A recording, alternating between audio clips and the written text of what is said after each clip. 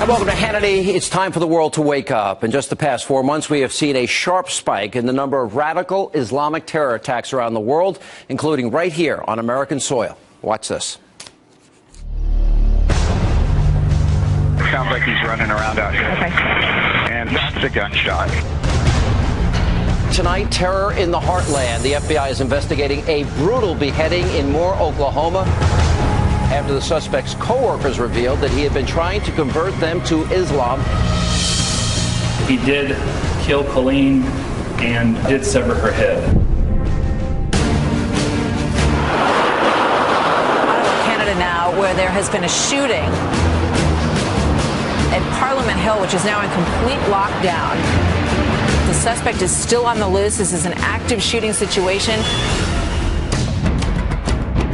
A man with apparent sympathies toward anti-American rhetoric is dead tonight after attacking a group of New York City police officers with a hatchet. Preliminary evaluation is that this was a terrorist act. Sydney, Australia. Hostages seen on camera running for their lives. 5 people escaping from a gunman who some 15 hours ago stormed into a cafe in downtown Sydney waving a jihadi flag.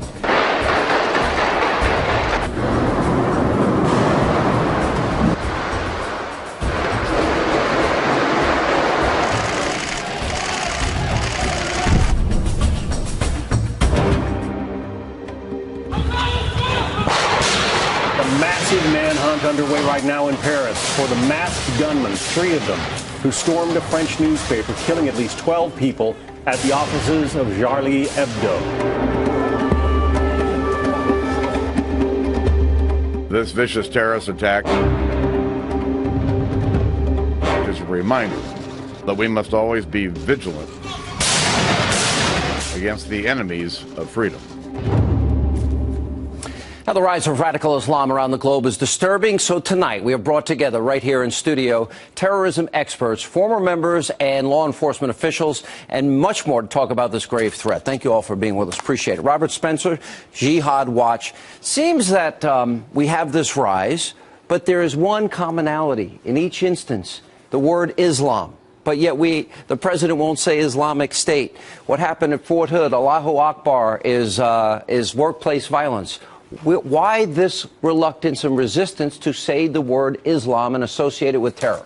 It seems as if the president thinks and the administration thinks that if they say something is Islamic, then they will be at war with the entire Islamic world, and right-wing racist vigilantes will go and victimize innocent people in the United States. Both are hogwash and nonsense. And what's happened is that we have effectively gotten ourselves into a position where it's forbidden to speak about the motives and goals of the enemy, and you cannot possibly defeat an enemy that you refuse to understand. I had Anjem Chowdhury on, the radical imam. What did he say? I said, well, is Islam a peaceful religion? He said, no, it's not. It's about submission. Is that the interpretation? And how many people are we talking about? Well, the word Islam itself means submission. It does not mean peace. It's related to peace. But it means submission. And it not only means submission to God, it means submission of the non-Muslims to the Muslims.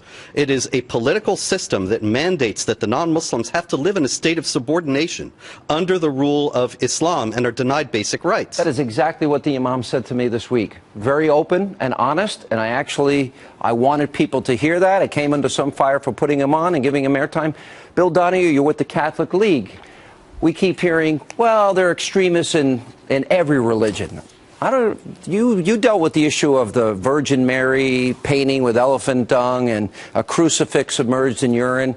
Did any Christians go out there and kill because of those expressions? No, that's because we exercise the virtue of restraint, which obviously is not widespread in the Muslim community. And it's not just the radical Muslims. It may be only a few that are violent. But quite frankly, the support for blasphemy laws in Sharia extends way beyond just these barbarians that we're talking about. Yeah. Lieutenant General McInerney, let me ask you, do you think militarily the United States is handling this properly? Are we taking Islam, radical Islam, seriously enough that we'll defeat it, or are we appeasing it? Did the French appease the Muslims that moved by giving them their no-go zones, their own private neighborhood and territory? Was that the right decision? Well, I would say we are not even appeasing it right now. Right now, we are losing. We haven't lost, but we are losing, and that's because our military leaders do not know the enemy. As Sun Tzu says, know thy threat. Well, you're going to hear senior military leaders on active duty now, they talk about radical extremists. Sean, tell me, what is the ideology of a radical extremist? I'll tell you what the ideology of a radical Islamist is. It's the Quran, it's Sharia, and it's the Hadith. That's where they get their rules of engagement and their ideology. And so if we don't identify the radicals for what they are and where it came from, we cannot defeat it. And the military today is not identifying it. Let's talk about Brigitte. You lived in Pakistan, right? I lived in Lebanon. Lebanon, okay. And you understand, you've studied the Quran. Let's take the literal interpretation of the Quran. Infidels, jihad, the things that are in there. If taken literally, does that lead to what Robert Spencer is talking about? Yes, that's exactly what they lead to, jihad against the infidels. We have a saying in Arabic, أولاً يأتي السبت وبعده الأحد. First comes Saturday, then comes Sunday. First we kill the Jews, then we come for the Christians.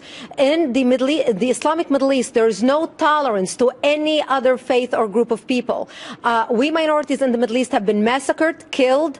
My house was bombed. This is how I ended up in this country, as a refugee from the Middle East. It was happening when my parents were refugees, when I was a child, newborn, and here I am in America today, and my people are still fleeing because of the intolerance of Islamic extremism. So my past is America's future unless America wakes up now and takes the necessary steps to protect itself. What are the necessary steps?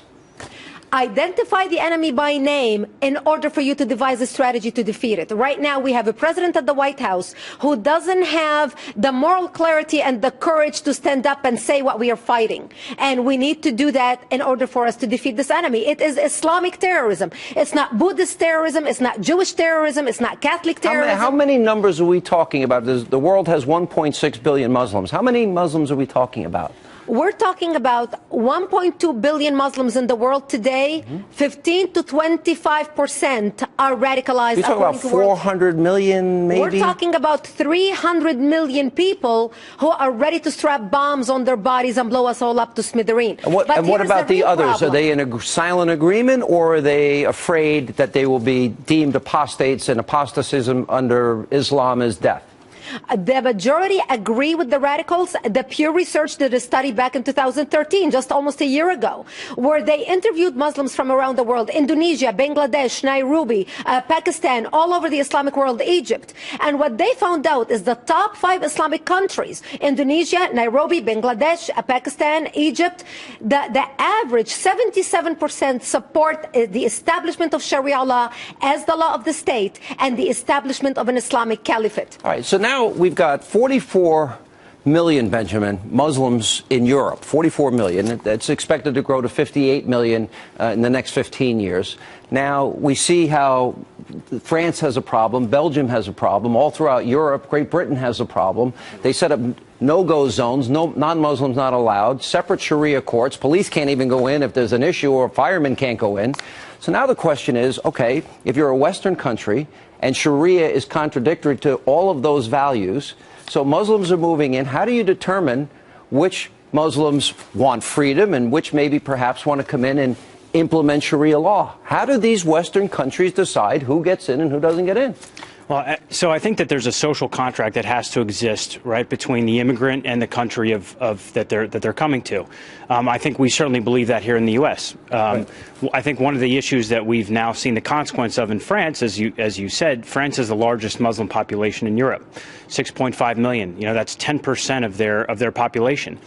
That has led to them becoming a very large active constituency, right? So President Hollande won 93% of that vote. Of that 6.5 million. That's a very important voting bloc. So they now have gone from these very disparate kind of organizations. They have voting power. They have voting power, which means that they have massive amounts of influence, which means how much. Interesting. How much is, so they literally go to France. They don't assimilate. They take portions of the country unto themselves and say, "Don't come into our part." Yes, sir. See, Pam, you are very outspoken in terms of the Israeli-Palestinian conflict and groups like Hamas and Hezbollah, Islamic Jihad, the Muslim Brotherhood. It sounds to me like France has almost set itself up where, like Israel, they will be surrounded very closely by neighbors that want to destroy them. Is this the beginning of something to come? Well, perhaps they should meet with the French Muslims and set up two states so they can live side by side peacefully. That's a joke. I could tell. But look. But it's not a joke because they are living separately. No, they are living separately. Police can't go in there. They are ambushed. It's like almost, hundreds of years ago where there were city-states set up.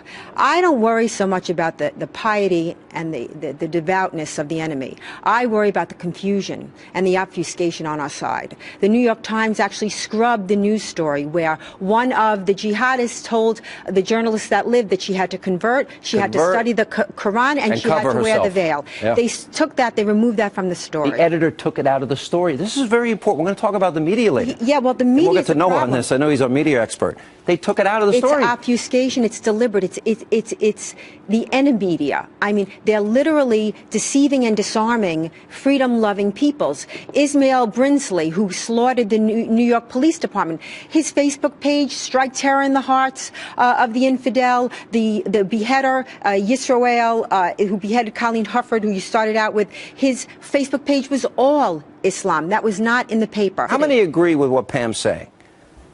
So the world. So let me ask the question another way, maybe more bluntly: is the world cowering to Islam? Yes. Hands up. Yes. Everybody agrees. Anyone disagree? Anybody disagree? Wow, pretty interesting. All right.